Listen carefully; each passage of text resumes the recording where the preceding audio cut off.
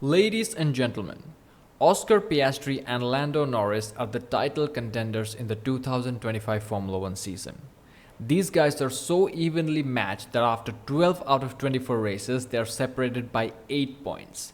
So in this video, I'm going to compare their performances in the last 12 races. These are the track dominance comparison data from the fastest lap in qualifying and the fastest lap in the race for all of the 12 races that have just been completed.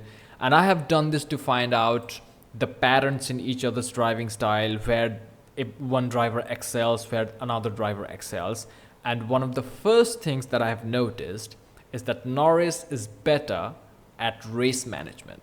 One of the first examples here is China, because in qualifying, Oscar Piastri had the advantage, but as the race progressed, Lando Norris found more and more pace. He was, going through the field, he was closing the gap. And this is a trend that we have observed with Norris in his previous years in Formula One as well.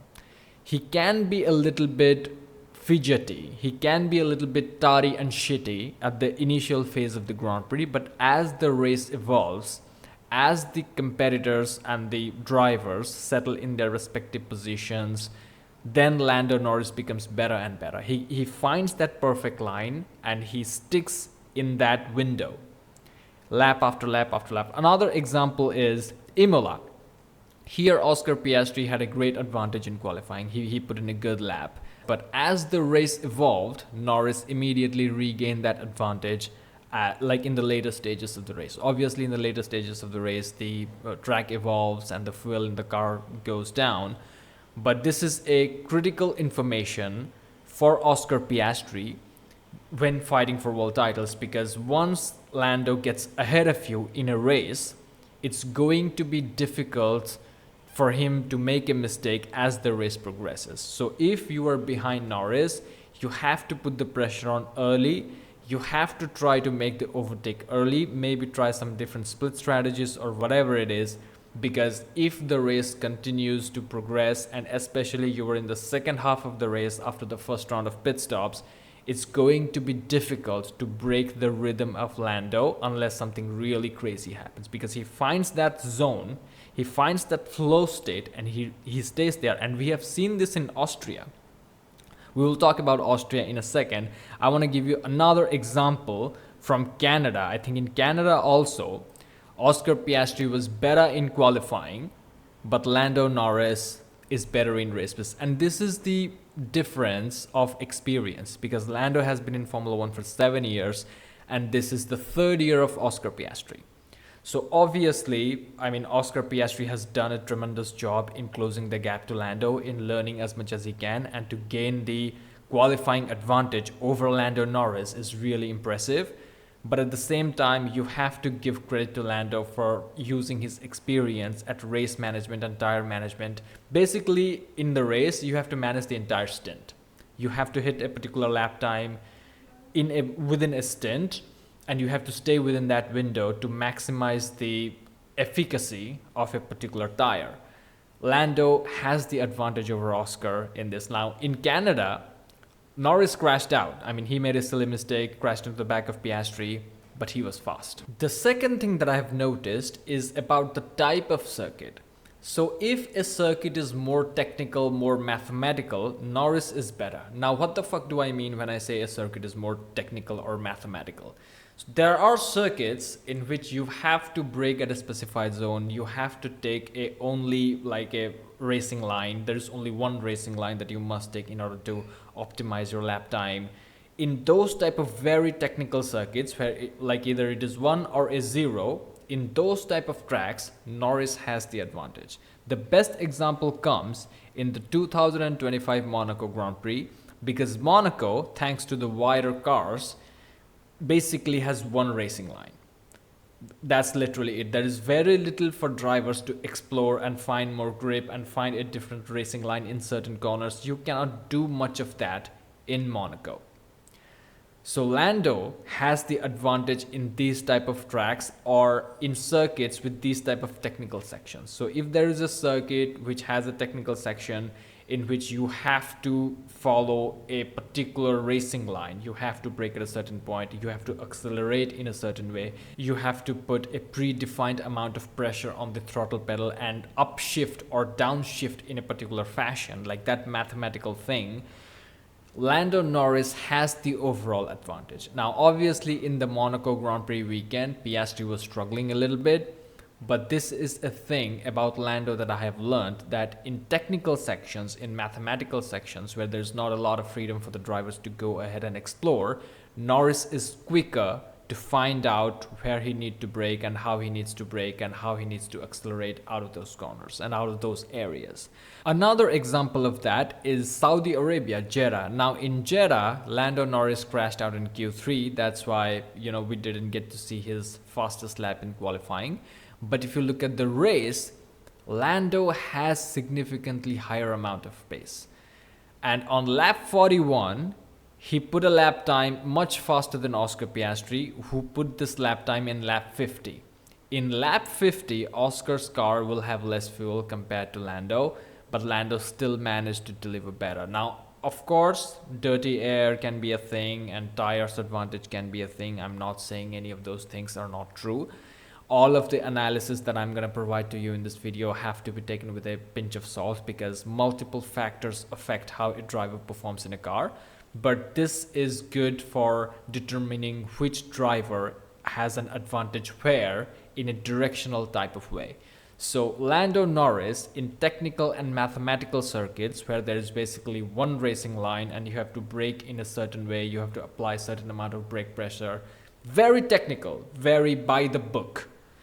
Those type of circuit, Lando Norris has the advantage, probably because he is a nerd. This begs the question, which tracks suit Oscar Piastri? The tracks that drivers love, the tracks that we typically call as the traditional tracks or the driver-friendly tracks, these are the tracks that Oscar Piastri loves, and these are the tracks that suit him better. For example, Suzuka. These are the tracks in which drivers have a little bit of freedom in experimenting with different racing lines and braking points and taking the apex. The best example is Japan, because in the spoon curve, this area, you can take, you can basically play with the racing line. These are the wide corners. You can maybe touch the apex, maybe you can go deep and then turn in. You can play around. And exactly at this spoon section, Oscar Piastri retains his advantage during the race as well. So when it's dynamic, when there is no mathematical data available that this is where you need to brake, this is how you need to accelerate, this is how you need to upshift, when that data is not available, Oscar Piastri, being a natural driver, comparatively more natural than Norris, he is more likely to find the pace in these type of circuits. Another example come in the Bahrain Grand Prix. So in Bahrain, all of the corners, the sector 2 basically, it does allow a little bit of freedom to the driver to play around and experiment, which has again worked in the favor of Oscar Piastri. So here Piastri has the advantage in quali and also in the race. All of these sections, all of these larger corners, which give the drivers a little bit of freedom. These are also good overtaking zones.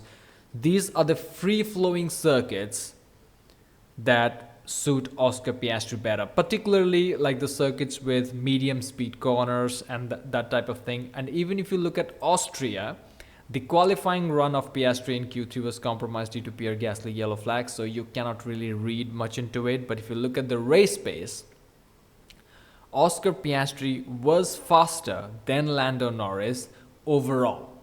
If you remember, Oscar Piastri was impeded by Alpine and he was following Lando, like behind Lando for the majority of the first 20 laps. The DRS is powerful and all that type of stuff, but he definitely had more pace. And the reason is because the Red Bull Ring, it allows drivers to experiment with different types of line, particularly in turn 3. In turn 3, you can either take a very narrow entry, you can hit the apex, or you can do what Fernando Alonso does, is that you can brake, let go deep and then turn.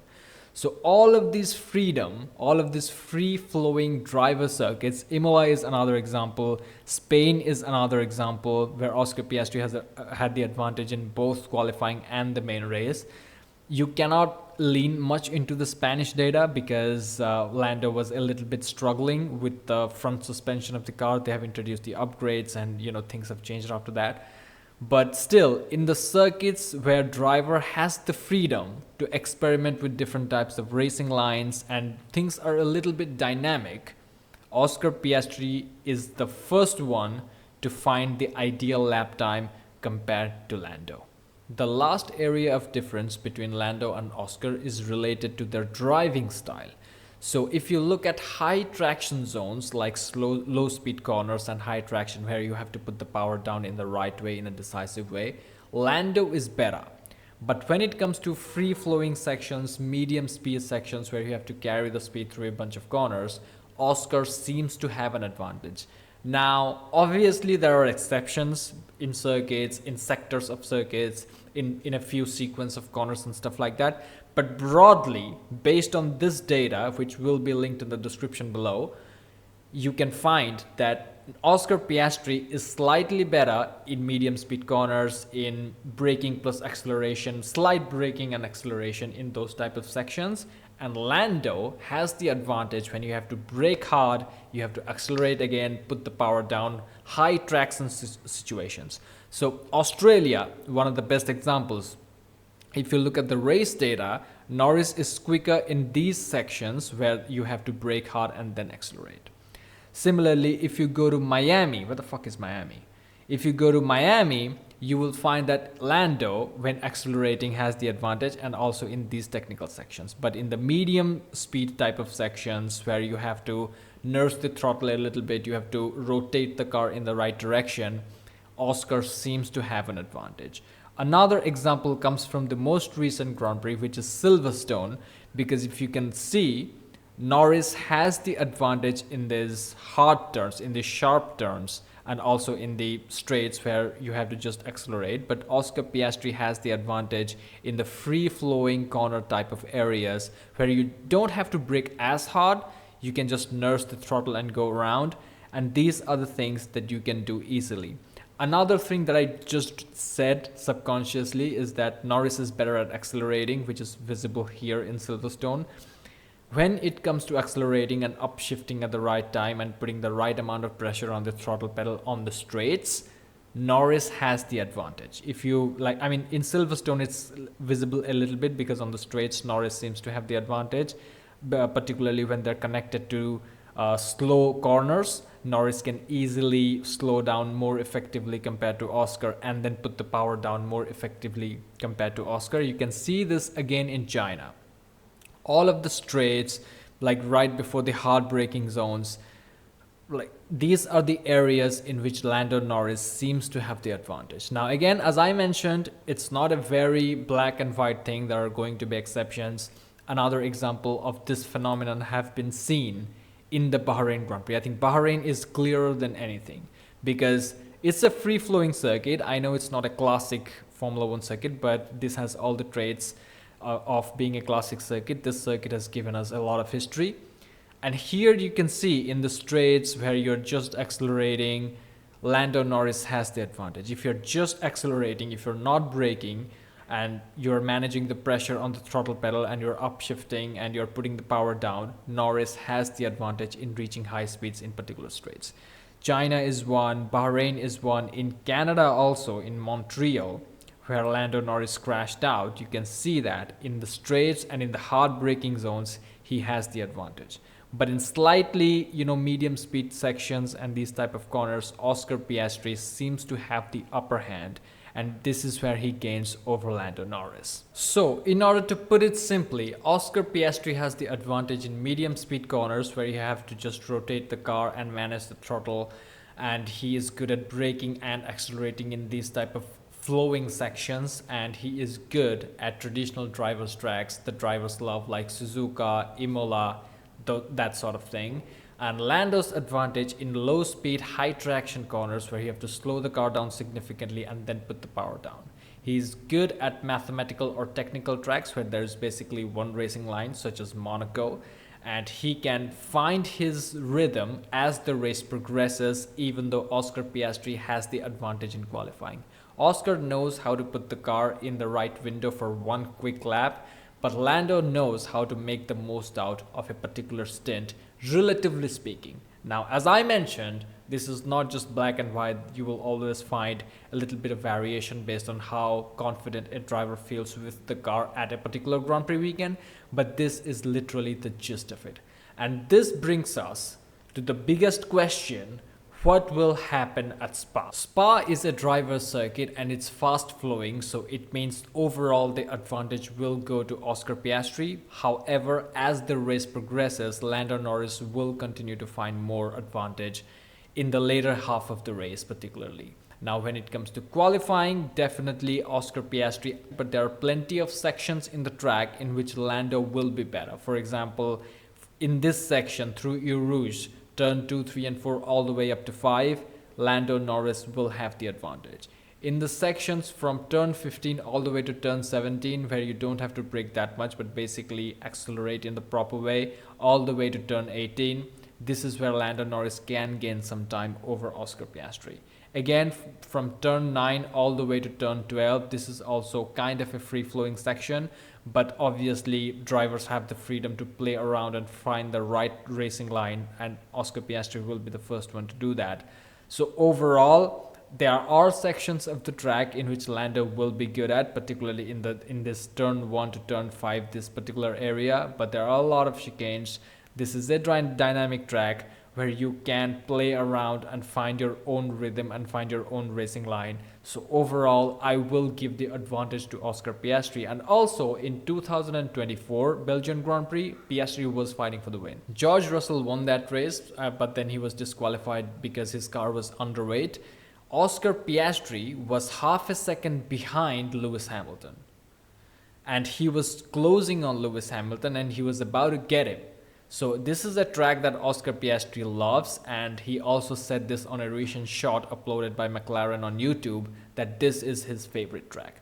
And I believe that he is going to find the best racing line around this track because it's dynamic, and that's why we love all of these traditional tracks, because this gives the freedom to the driver and leaves a little bit the creativity of the driver in finding the perfect racing line. So Oscar Piastri is going to stretch his legs and will increase his advantage over Lando Norris in the championship standings. So this 8-point gap that we are seeing is going to get bigger, but at the same time, Max Verstappen is getting some upgrades. In Belgium and in Hungary, the upcoming 2 races, Max Verstappen will receive some upgrades to his Red Bull. So again, anything can happen. If I had to bet between all of these 3, obviously I'm going to bet the house on Max Verstappen, because unlike Piastri and Norris, who have weaknesses, who lose time to each other in certain areas of track and certain circuit variation, that limitation doesn't exist with the second coming of Jesus Christ. So we will see about the Max Verstappen factor, but since we are discussing Piastri versus Norris for the title battle in 2025, Oscar Piastri wins the 2025 Belgian Grand Prix. Thank you for watching, like and subscribe, and I'll see you in the next one.